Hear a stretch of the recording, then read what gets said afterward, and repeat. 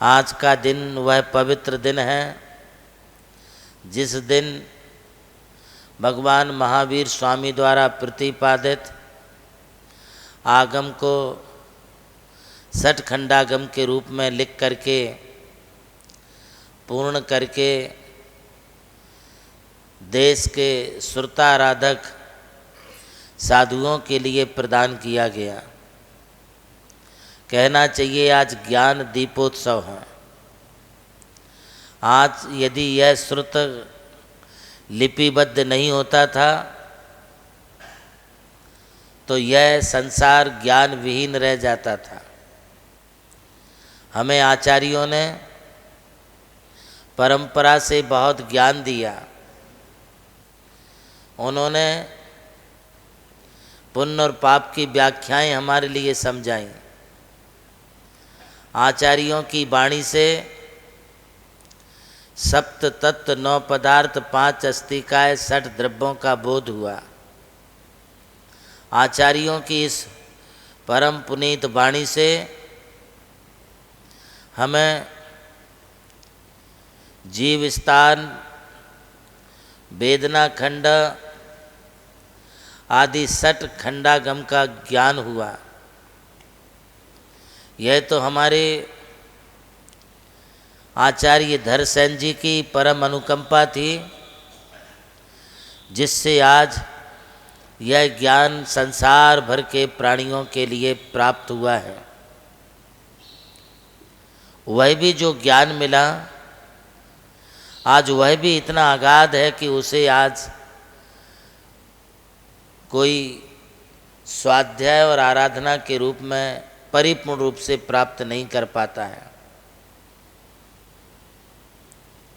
आज लोगों के पास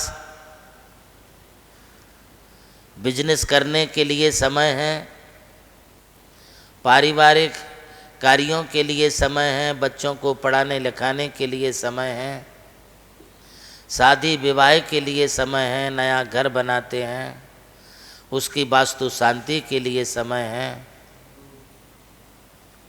किंतु जिस ज्ञान से हमारे लिए अपना संसार सुव्यवस्थित चलाना चाहिए वह ज्ञान किसी को नहीं है। मात्र एजुकेशन को प्राप्त कर लेना, स्कूली किताबों को, कॉलेज की किताबों को पढ़ लेने से डिग्रियां तो प्राप्त हो सकती हैं, किंतु बुद्धि, विवेक यह प्राप्त करने के लिए समीचीन सम्यक ज्ञान की आवश्यकता होती है। वह समीचीन सम्यक ज्ञान हमें श्रुत की आराधना से होता है। भगवान महावीर स्वामी के मोक्ष जाने के पश्चात उनके ही शिष्य गौतम स्वामी के लिए केवल ज्ञान हुआ। गौतम स्वामी के मोक्ष जाने पर उनके शिष्य सुधर्मा स्वामी के लिए केवल ज्ञान की प्राप्ति हुई और सुधर्मा स्वामी के मोक्ष प्राप्त करने के दिन ही उनके शिष्य जम्बू स्वामी के लिए केवल ज्ञान की प्राप्ति हुई।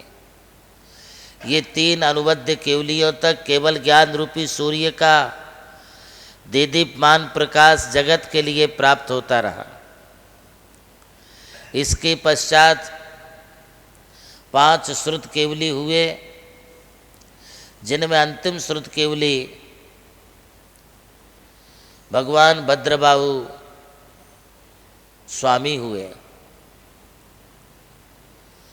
भगवान महावीर से लेकर जम्बू स्वामी तक 38 वर्ष का समय व्यतीत हो गया और इन 5 श्रुत केवलियों में 100 साल का समय और व्यतीत हो गया।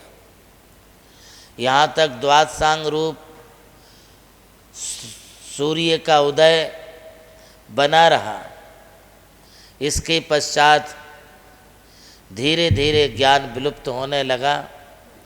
ज्ञान नहीं, ज्ञान को धारण करने वाली बुद्धि और छोपसम का अभाव होने लगा।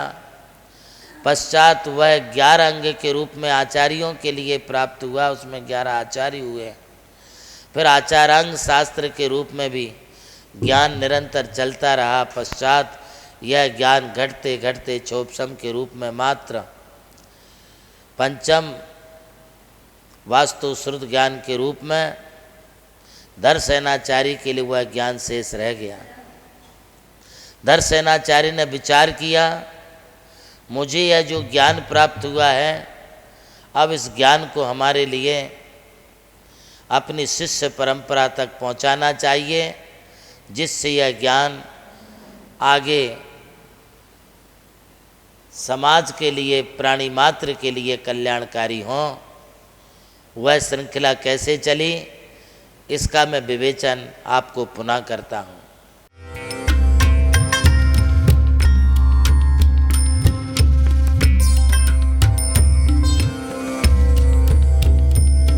जैन धर्म केवल धर्म नहीं, जन जन का धम है।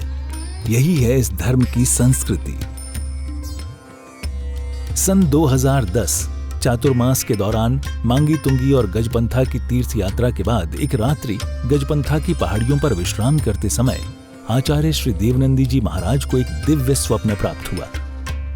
स्वप्न में उन्होंने देखा कि एक ऐसा तीर्थ जिसकी कोई कल्पना भी नहीं कर सका था, एक ऐसा स्थान जहां पंच परमेष्ठियों की भव्य मूर्तियां हों, एक ऐसा समव शरण जो समर्पित हो जैन धर्म की शाश्वत परंपरा को। उस दिव्य संकेत को जीवन में उतारने के लिए आचार्य श्री कुंथलगिरी की ओर विहार पर निकल पड़े। वहां एक श्रद्धालु ने अपनी भूमि पूज्य गुरुदेव को समर्पित की और यहीं से आरंभ हुई मुंबई आगरा हाईवे NH3 स्थित णमोकार तीर्थ के निर्माण की महायात्रा। ये वही भूमि है जिसे राम टेकड़ी कहा जाता है, जहां भगवान रामचंद्र जी ने 12 लाख वर्ष पूर्व तपस्या की थी। आज यही भूमि बन रही है जैन संस्कृति का जीवंत प्रतीक, णमोकार महातीर्थ। यहां बन रही है 51 फीट ऊंची अरिहंत परमेष्ठी की मूर्ति, चारों दिशाओं में 31-31 फुट ऊंची अन्य परमेष्ठियों की मूर्तियां।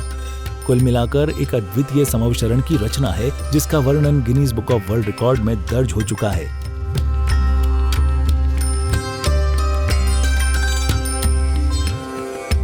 इस भव्य मंदिर जी में स्थापित किए जा रहे हैं 24 तीर्थंकरों के 24 मंदिर, पंचमेरु, नंदीश्वर द्वीप, नवदेवता और 64 रिद्धि मंदिर, सप्तऋषि मंदिर और गोमटेश्वर बाहुबली, समेत शिखर जी की झलक और क्षेत्रपाल मंदिर।